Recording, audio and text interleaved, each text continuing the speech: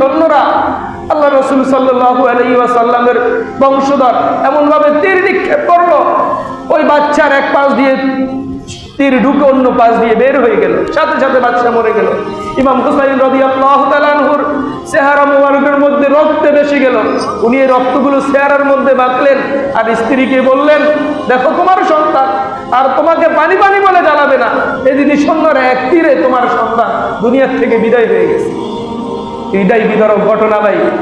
রাসূল সাল্লাল্লাহু আলাইহি ওয়াসাল্লামের দহিত্র ইমাম হুসাইন রাদিয়াল্লাহু তাআলা আনহু যখন এবার কারবালার ময়দানে নিজে সৈন্যদের পেতে জামিয়ে পড়লেন যুদ্ধ করার জন্য যাওয়ার পর ইমাম হুসাইন রাদিয়াল্লাহু তাআলা আনহু কিছু সৈন্যকে আঘাত করে দুনিয়া থেকে বিদায় করার পর ক্লান্ত, ক্ষুধার্ত, তৃষ্ণার্ত এই শরীর নিয়ে যখন নামার পর ওনার ঘোড়া থেকে নেমে কুবার পাশে বসে এক ফোঁটা পানি হাতের তালুর মধ্যে নিলেন। নেওয়ার পর ওনার চোখ থেকে জর জর করে পানি ঝরতেছে। হায়রে, এক ফোঁটা পানির জন্য 40 জন সাহাবী দুনিয়া থেকে বিদায় হয়ে গেল।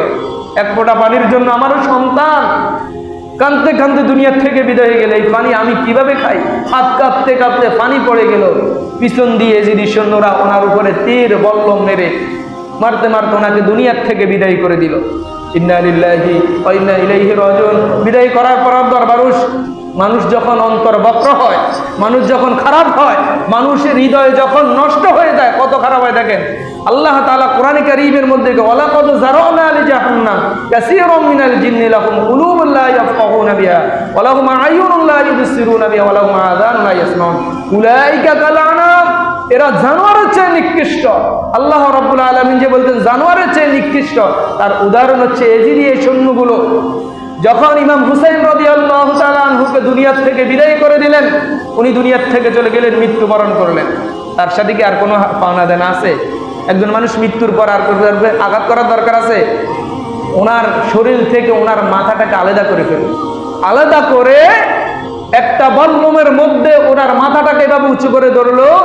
আর তারা যে ঘোড়াগুলো নিয়ে আসলো যুদ্ধ করার জন্য, তারা যেই নিজের দেহের জমিনের মধ্যে পড়ে রয়েছে, ওই জমিন দ্বারায় ওই শরীরটাকে মার্চ করাইছে, ছড়াই জমিনের সাথে মাটির সাথে মিলে দিচ্ছে।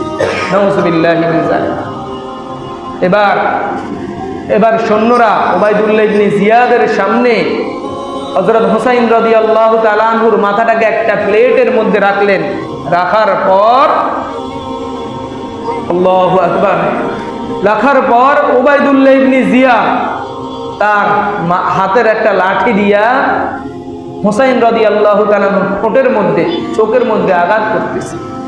পিছনে জায়েদ রাদিয়াল্লাহু তাআলা আনহু দাঁড়া ছিলেন। উনি একজন সাহাবী, উনি বয়স্ক, বয়বৃদ্ধ, 80 বছরের বেশি বয়স হয়ে গেছে না। উনি তখন বলতেছে, উবাইদুল্লাহ ইবনে জিয়াদ, এতক্ষণ যা করছ আমি তো কিছু দেখি নাই, তুমি এখন যেটা করতেছো আমার চোখের সামনে আমি সহ্য হচ্ছে না। আমি নিজ চোখে দেখেছি রাসূল সাল্লাল্লাহু আলাইহি ওয়াসাল্লাম এই ঠোঁটের উপরে কোটি কোটি বার চুমা খেয়েছেন। আর আজকে তুমি তোমার হাতের লাঠি দিয়ে তার ঠোঁটের মধ্যে আঘাত করতেছে। ও ভাই, কারবালার ঘটনা হচ্ছে আমাদেরকে শিক্ষা দেয় ইসলামের মধ্যে ভ্রাতৃত্ব বজায় চলা, ইসলামের মধ্যে ক্ষমতা নিয়ে হানাহানি মানামানি না করা।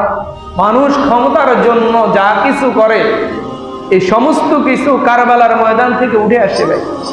মানুষ যখন ক্ষমতার পাগল হয়, তখন মানুষ যা ইচ্ছা তাই করতে পারে। যা করেছে এজিদ এবং উবাইদুল্লাহ ইবনে জিয়াদ ক্ষমতার জন্য।